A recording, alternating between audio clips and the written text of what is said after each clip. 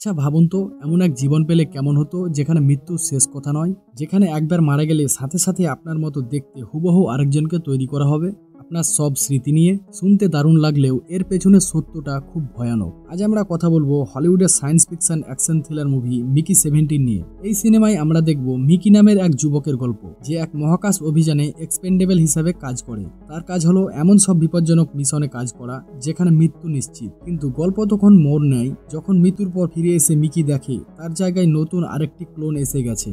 এরপর কি হয়? দুই মিকি কি একসাথে থাকতে পারবে? চলুন একটুও সময় নষ্ট না করে জেনে নেওয়া যাক মিকি 17 এর সম্পূর্ণ কাহিনী। সো হে গাইস, আমার নাম জনি আর আপনারা দেখছেন সিন এক্সপ্লেন। গল্পের শুরু হয় পৃথিবী থেকে অনেক আলোকবর্ষ দূরে নীল ফিয়ম নামের এক হিম শীতল গ্রহে। মানবজাতি এখানে একটি নতুন ভবিষ্যৎ গড়ার স্বপ্ন নিয়ে এসেছে, কিন্তু এই গ্রহের আবহাওয়া আর পরিবেশ এতটাই প্রতিকূল ছিল, সেখানে টিকে থাকা একটি চ্যালেঞ্জ। আর এই চ্যালেঞ্জের মোকাবিলার জন্য এমন কিছু করতে হবে যা সাধারণ মানুষের পক্ষে অসম্ভব। এই কাজগুলো করার জন্য রয়েছে এক্সপেন্ডেবল, এক বিশেষ প্রাণীর কর্মী যাদের জীবন মৃত্যু কলোনির কাছে কিছুই না। মিকি ভ্যানার্স আমাদের গল্পের নায়ক। এই মিশনের একজন এক্সপেন্ডেবল, তার কাঁধে বিশাল ঋণের বোঝা যা শোধ করার জন্য সে এই চাকরিটি বেছে নিয়েছে। তার কাজ হলো তেজস্ক্রিয় বর্জ্য পরিষ্কার করা, বিস্ফোরক নিষ্ক্রিয় করা বা অজানা প্রাণীর মুখোমুখি হওয়া। সোজা কথায় সেই কাজে মৃত্যু নিশ্চিত। সেই সব কাজেই মিকিকে পাঠানো হয়, কারণ মিকি মারা গেলে কলোনির কাছে কোনো সমস্যা নেই। জাহাজের বায়োল্যাবে থাকা একটি অত্যাধুনিক 3D প্রিন্টিং মেশিনের মাধ্যমে কয়েক ঘন্টার মধ্যেই নতুন শরীর প্রিন্ট করে দেওয়া হবে এবং তার মৃত্যুর আগে পর্যন্ত সমস্ত স্মৃতিগুলো সেই মস্তিষ্কে ডাউনলোড করে দেওয়া হবে। এভাবেই মিকি ভ্যানার্স তার জীবনে 16 বার মারা গেছে এবং 17 বার জন্ম নিয়েছে। আমরা যাকে দেখছি সে হলো মিকি 17। বারবার এই মৃত্যুর চক্র তাকে ভেতর থেকে ক্লান্ত করে দিয়েছে এবং কিছুটা উদাসীন করে তুলেছে।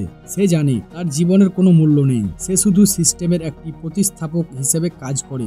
এই অন্ধকার জীবনে মিকির একমাত্র আশার আলো হলো তার প্রেমিকা নাসা। নাসার ভালোবাসায় তাকে এই অভিশপ্ত জীবনটা সহ করার শক্তি যোগায়। প্রতিটা মিশনের আগেই সে নাসার সাথে সময় কাটায়, কারণ সে জানে এটাই তাদের শেষ দেখা কিনা। এবার মূল গল্পে আসি। সিনেমার শুরুতেই আমরা দেখি মিকি 17 একটি রুটিন মিশনের জন্য কলোনি থেকে দূরে বরফের প্রান্তরে যায়।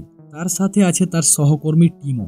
হঠাৎই একটি বরফের ফাটলে মিকি পা পিছলে অনেক গভীরে পড়ে যায়। তার পা ভেঙে যায়, সে আর উঠতে পারে না। টিমো দড়ির সাহায্যে তাকে উপরে তোলার চেষ্টা করার বদলে একটি স্বার্থপর সিদ্ধান্ত নেয়। সে মিকির মূল্যবান বন্দুকটি নিয়ে নেয় এবং তাকে সেখানে মরার জন্য ছেড়ে দেয়, কারণ সে জানে মিকি 17 মারা গেলে ওই ল্যাবে আবার মিকি 18 তৈরি হয়ে যাবে। এটাই তো এখানকার নিয়ম। ফাটলের গভীরে ভাঙা পানির তীব্র ঠান্ডায় যখন মিকি মৃত্যুর প্রহর গুনছে, তখন কিছু অদ্ভুত মাকড়সার মতো দেখতে প্রাণী তাকে ঘিরে ফেলে। এরাই হলো নীলফাইম গ্রহের আদি বাসিন্দা, যাদের কলোনির লোকেরা ক্রিপার বলে এবং প্রচন্ড ভয় পায়। মিকি ভাবে এ বুঝি তার 17 নম্বর মৃত্যু, কিন্তু এরপর যা ঘটে তা অবিশ্বাস্য। ক্রিপাররা তাকে আক্রমণ করার পরিবর্তে তাদের জাল দিয়ে তাকে আলতো করে মুড়ে ফেলে এবং তাকে তুলে নিয়ে সেই ফাটলের উপরে গিয়ে রাখে। কেন তারা একজন মানুষকে বাঁচালো? এই প্রশ্নটি একটি বড় রহস্য যা মিকির ভবিষ্যৎকে পুরোপুরিভাবে বদলে দিবে। এদিকে কলোনির বেসে কমান্ডার মার্শাল এবং বাকিরা নিশ্চিত হয়ে গেছে যে মিকি 17 মারা গেছে।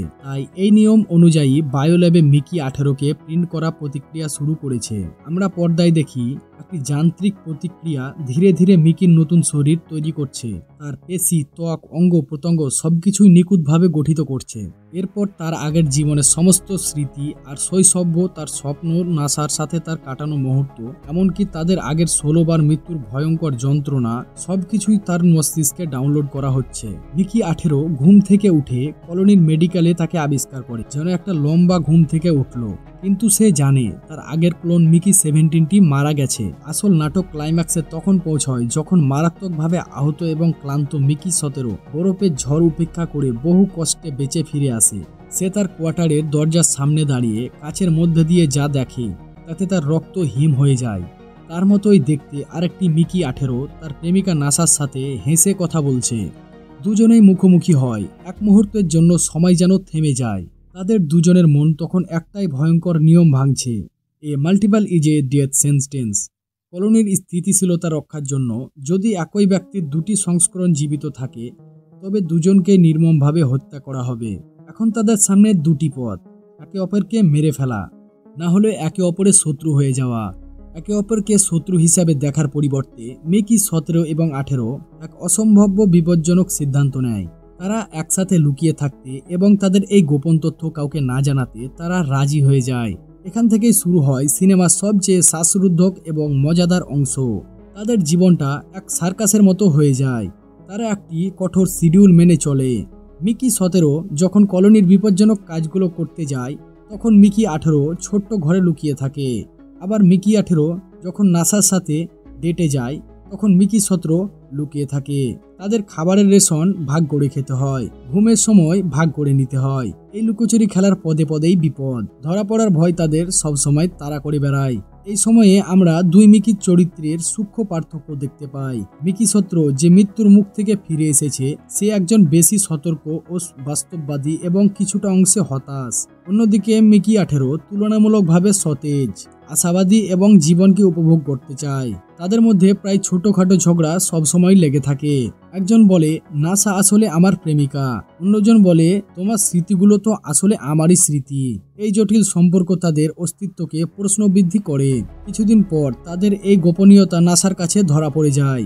নাসা প্রথমে হতাবাক হয়, সে কাকে ভালোবাসে, দুজনেই তো মিকি। কিন্তু সে তাদের বিপদ বুঝতে পারে এবং তাদের দুজনকে রক্ষা করার সিদ্ধান্ত নেয়। নাসার সাহায্যে তাদের এই লুকোচুরি খেলাকে আরও কিছুদিন চালিয়ে নিয়ে যেতে সাহায্য করে। এই ব্যক্তিগত নাটকের পাশাপাশি কলোনির ভিতরে এক বড় ষড়যন্ত্র বাধা দিয়েছিল। কলোনির নেতা কমান্ডোর কেনেথ মার্শাল একজন স্বৈরচারী এবং ক্ষমতালোভী শাসক। সে কলোনির লোকের ওপর পুরো নিয়ন্ত্রণ রাখতে চায়, আর এর জন্যই তাদের প্রয়োজন একটি সাধারণ শত্রু। সে ক্রিপারদের সেই শত্রু হিসাবে তুলে ধরে। সে প্রচার চালায় ক্রিপাররা হিংস্র দানব এবং তাদেরকে নিশ্চিহ্ন করতে দেওয়া হবে, তাতে মানবজাতির মঙ্গল হবে।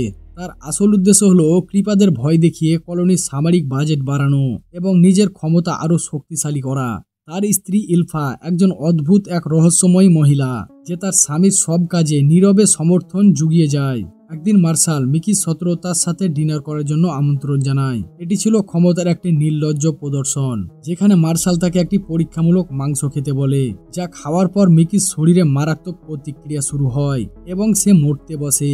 মার্শাল তখন ঠান্ডা গলায় হাসতে হাসতে বলে, চিন্তা কি, তুমি মরলে তো আরেকটা মিকি চলে আসবে। এই ঘটনা মিকির চোখ খুলে দেয়। সে বুঝতে পারে মার্শাল এবং এই সিস্টেমের কতটা আনুমানিক। মার্শালের উন্মাদনা চরমে পৌঁছে যায় যখন একটি জনসভায় সবার সামনে একটি পাথরকে লেজার দিয়ে কেটে তার ভেতরের একটি ঘুমন্ত বাচ্চা ক্রিপাররা বের করে এবং ঠান্ডা মাথায় তাকে গুলি করে হত্যা করে দেয়। এই নৃশংস কাজটি ছিল মার্শালের ক্ষমতার উদাহরণ, কিন্তু এই ঘটনা তার পতনের কারণ হয়ে দাঁড়ায়। এই ঘটনার পরে হাজার হাজার ক্রিপাররা কলোনির জাহাজটিকে চারপাশ থেকে ঘিরে ফেলে। তাদের চোখে মুখে ছিল প্রতিশোধের আগুন। কলোনিতে একটি আতঙ্ক ছড়িয়ে পড়ে, আর এই চরম বিশৃঙ্খলার সুযোগেই মার্শালের নিরাপত্তা রক্ষীরা দুই মিকির গোপন তথ্যটি ফাঁস করে দেয়। মার্শাল তাদের দুজনকে প্রকৃতির নিয়মের বিরুদ্ধে যাওয়ার অপরাধে মৃত্যুদণ্ড দেয়। তাদের সাহায্য করার জন্য নাসাকেও জেলে বন্দী করা হয়। তাদের বাঁচার পথ বন্ধ হয়ে যায়। যখনই মনে হচ্ছিল সবকিছু শেষ, তখনই গল্পে মোড় ঘুরে যায়। নাসার সাহায্যে দুই মিকি জেল থেকে পালায়। এখন তারা পালাতক। তারা পুরো কলোনিকে মার্শালের হাত থেকে রক্ষা করতে চায়। মিকি 17 এর মনে পড়ে ক্রিপাররা তাকে আক্রমণ করার বদলে বাঁচিয়েছে। সে নিশ্চিত হয়ে যায় ক্রিপাররা শত্রু নয়। সে একটি পুরনো অনুবাদ যন্ত্র খুঁজে বের করে এবং জীবনের ঝুঁকি নিয়ে ক্রিপারদের নেতার সাথে যোগাযোগ করার চেষ্টা করে। আর এই কথাগুলো সত্য হয়ে ওঠে। ক্রিপাররা কোনো হিংস্র প্রাণী নয়, বরং তারা অত্যন্ত বুদ্ধিমান, সামাজিক এবং অত্যাধুনিক এক প্রজাতি। তারা জানায় যে নীলফেম গ্রহ তাদের পবিত্র ভূমি।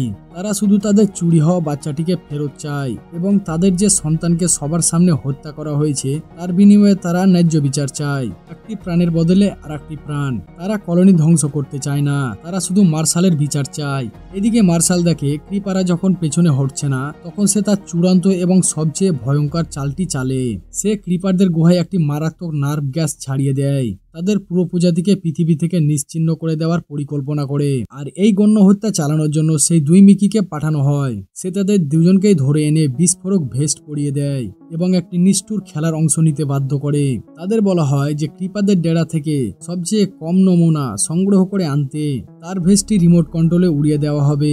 মার্শাল ভেবেছিল সে এই দুই সাপকে একসাথেই মারবে, দুই মিকি একে অপরের দিকে তাকায়। তারা জানে এটা মার্শালের একটি বড় ফাঁদ এবং তাদের মধ্যে একজন মরতেই হবে। তাদের চেহারায় ভয়, কিন্তু তার চেয়েও বেশি ছিল একে অপরের প্রতি এক অদ্ভুত বোঝাপড়ায়, কারণ তারা তো আসলে একই মানুষ, একই স্মৃতির ধারক। এই চরম মুহূর্তে মিকি 18 এক ঐতিহাসিক এবং আত্মত্যাগী সিদ্ধান্ত নেয়। সে বুঝতে পারে মার্শালকে থামানোর, পিপাকে ন্যায় বিচার দেওয়ার এবং কলোনিকে বাঁচানোর একটাই রাস্তা খোলা আছে।